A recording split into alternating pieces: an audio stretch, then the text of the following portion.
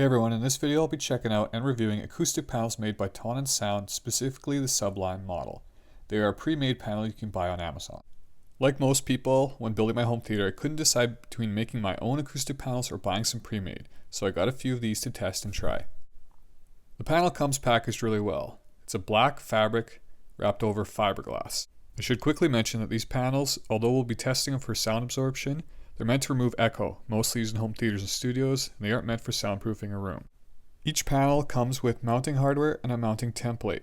The back is pre-mounted Velcro and comes with metal washers covered in Velcro for mounting flush to the wall. Okay, now let's test just how good the panel is. Turn up your sound and you should be able to hear how it compares. First is standard DIY rock wool insulation.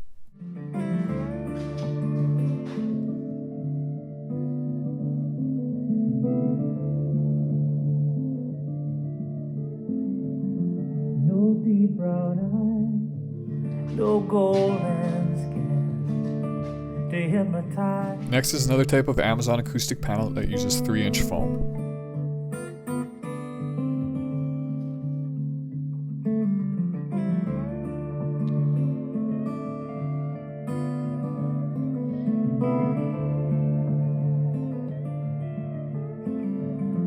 No deep brown eyes. No golden. As you can hear when I lift the foam, compared to the normal insulation, the foam is mostly ineffective. Okay, now the Tonnen Sublime panel. That is all along me. Well, I did my best just to make you stay. You shut it down. You run away. You can really hear how much the panel is blocking as I remove it. It definitely blocks more than the other two, and it should with an NRC rating of 0.87. For anyone not sure, panel placement can be found by sitting where you normally do, and having a partner move a mirror along the wall. Wherever you see the speaker from your point of view is where you need to mount the panels. Okay, for the install it's pretty simple. You can measure to the top of the template from the ceiling, but for my purposes I'm going to use a laser level. Hold the template level at the desired height, and using a push pin or thumbtack, press into the center of each circle. Make sure you smooth the paper flat as you go. The benefit of using a pin is it holds the paper up as you do all 4 corners. It's also easy to adjust. Remove the template and you'll have 4 holes marked on the wall. Drill a hole in the marks, put in a drywall anchor, and attach the Velcro washers to the wall. You can use an impact like I am here, or a regular screwdriver will work just fine.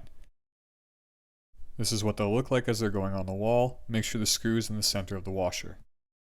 Attach all 4 washers to the wall, then using a level, stick the panel to the other Velcro. It may take a few attempts to get it straight.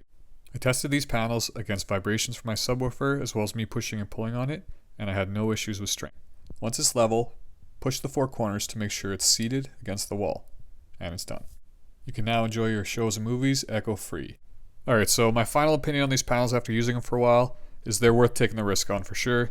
They do perform well, they're very well built, the stitching is very nice, they're easy to mount, they do look really nice and professional on the wall. I'm pretty happy with them. I think they're good value. Thanks for watching, and I hope you liked the video.